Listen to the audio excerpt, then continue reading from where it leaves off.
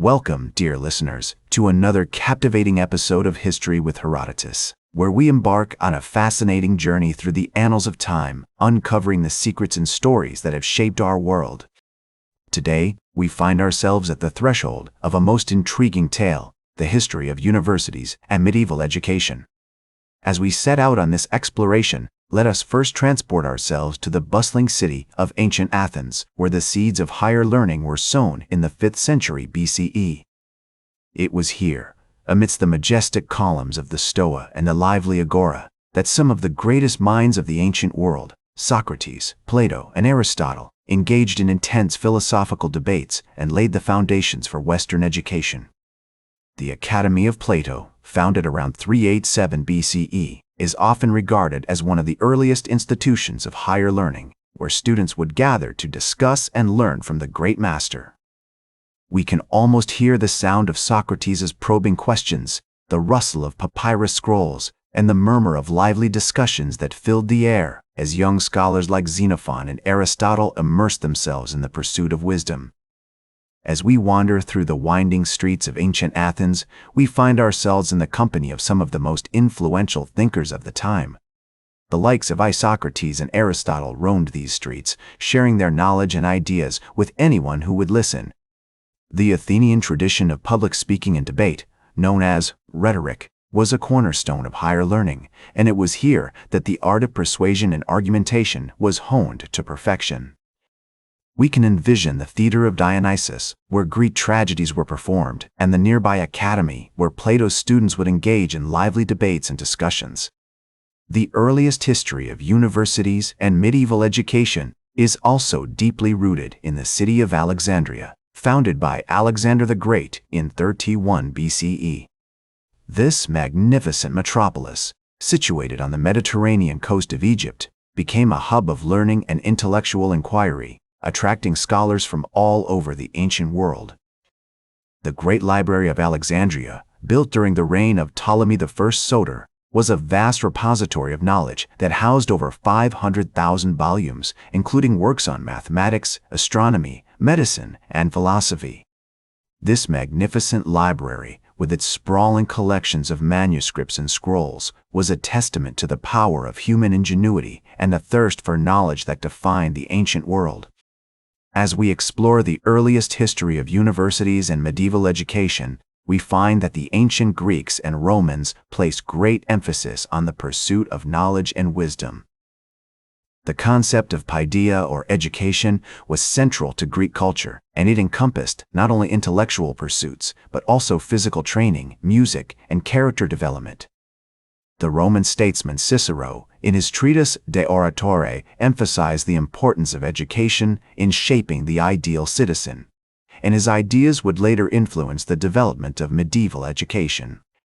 As we transport ourselves to the early Middle Ages, we find that the legacy of ancient Athens and Alexandria continued to influence the development of education in Europe.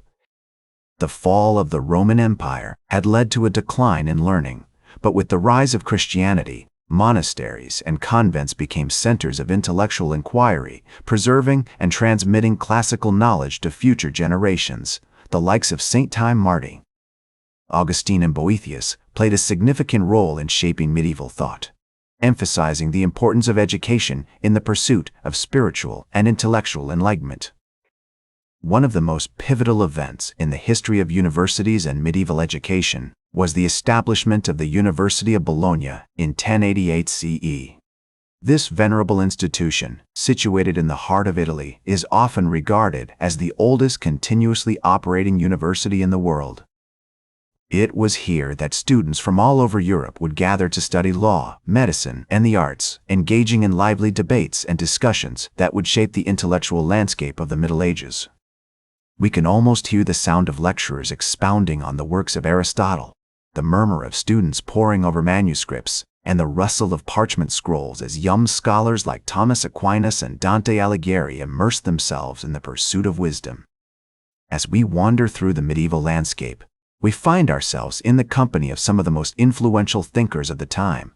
The likes of Peter Abelard and John Duns Scotus roamed the streets of Paris, sharing their knowledge and ideas with anyone who would listen. The University of Paris, founded in the 12th century CE, became a hub of intellectual inquiry, attracting scholars from all over Europe to engage in debates and discussions on theology, philosophy, and the sciences. We can envision the bustling streets of the Latin Quarter, where students and lecturers would gather to discuss the latest ideas and discoveries. The rise of universities during this period was also accompanied by significant developments in education, such as the emergence of the trivium and quadrivium. These two curricula, which consisted of grammar, rhetoric, and logic and arithmetic, geometry, astronomy, and music, respectively, formed the foundation of medieval education. Students who completed these programs would go on to pursue advanced studies in fields like law, medicine, and theology, shaping the intellectual and professional landscape of Europe. As we explore the medieval educational landscape, we find that the Catholic Church played a significant role in promoting learning and intellectual inquiry. Monasteries and convents continued to serve as centers of education, while cathedral schools and universities became hubs of theological and philosophical debate. The likes of Thomas Aquinas and William of Ockham would go on to shape the intellectual landscape of Europe, engaging in intense debates and discussions that would influence the development of Western thought. The 12th century CE also saw a resurgence of interest in classical learning, with scholars like Gerbert of Aurillac and Adelard of Bath translating ancient Greek and Arabic texts into Latin. This transmission of knowledge had a profound impact on medieval education as students began to engage with the works of Aristotle, Euclid, and other ancient thinkers. We can almost hear the sound of scribes copying manuscripts, the rustle of parchment pages, and the murmur of scholars discussing the latest discoveries in mathematics, astronomy, and philosophy. The establishment of universities like Bologna, Paris, and Oxford, the emergence of new curricula like the trivium and quadrivium, and the transmission of classical knowledge from ancient Greece and Rome to medieval Europe all contributed to a flowering of intellectual inquiry and innovation. As we transport ourselves to the 14th century, we find that the Renaissance humanism movement was gaining momentum. Scholars like Petrarch and Boccaccio were rediscovering the classical texts of ancient Greece and Rome and advocating for a return to the study of the humanities. This movement had a profound impact on education, as universities began to place greater emphasis on the study of literature, history, and philosophy. One of the most influential figures of this period was Lorenzo Valla, an Italian humanist who challenged the traditional scholastic methods of teaching and learning. Valla advocated for a more nuanced approach to education, one that emphasized critical thinking, rhetorical skills, and historical context. His ideas would go on to influence a generation of scholars, including the likes of Erasmus and Luther. As we explore the Renaissance educational landscape, we find that universities were becoming more secularized, with a greater emphasis on the study of classical texts and the emergence of new disciplines like anatomy and astronomy.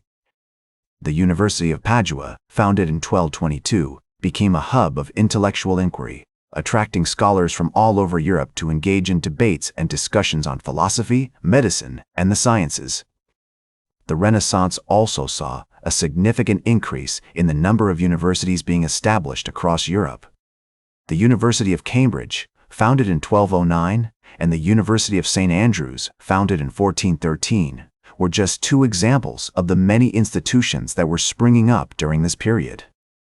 These universities were not only centers of learning, but also hubs of cultural and intellectual activity, with scholars, artists, and writers gathering to share their ideas and collaborate on new projects. The emergence of humanism, the secularization of universities, and the establishment of new disciplines all contributed to a flowering of intellectual inquiry and innovation.